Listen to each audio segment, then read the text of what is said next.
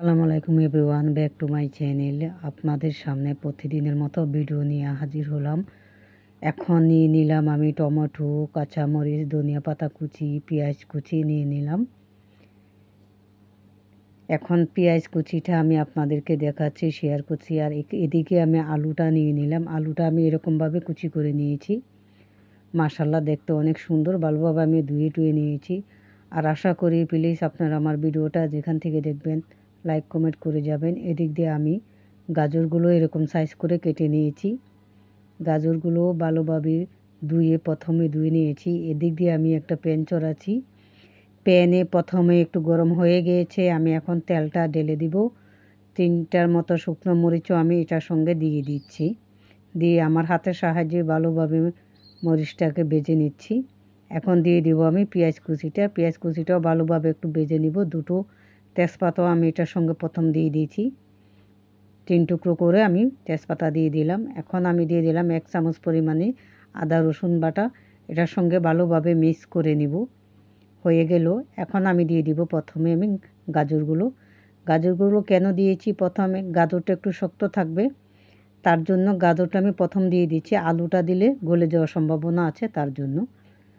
এখন ভালোভাবে ভেজে নিলাম আমার হাতের সাহায্যে। এখন দিয়ে দিব আমি আলু কুচিগুলো দিয়েও আমি ভালোভাবে মিক্স করে নিব পেঁয়াজটার সঙ্গে, একটু হালকাভাবে ভেজে নিব। তারপর আমি মশলাটা এটার সঙ্গে ইউজ করব। হয়ে গেল মিক্স করা। এখন আমি দিয়ে দিব মশলাটা। দিয়ে দিলাম প্রথমে কাঁচামরিচ 1 চামচ পরিমাণে, মরিচের গুঁড়ো দিয়ে দিলাম 1 চামচ, হলুদের গুঁড়ো 1 চামচ, ধনিয়ার গুঁড়ো 1 চামচ, গরম মশলার গুঁড়ো 1 চামচ, জিরের গুঁড়ো, স্বাদ অনুযায়ী লবণটাও আমি দিয়ে দিয়েছি। এখন ভালোভাবে এটা মিক্স করে নিব। ভালোভাবে, দেখতে পেরেছেন, ভালোভাবে মিক্স করে নিচ্ছি। তো হয়ে গেল আমার মিক্স। এখন আমি এটাতে ঢাকনা ইউজ করব না, দিয়ে দিতেছি আমি টমেটোটা দিয়ে দিলাম।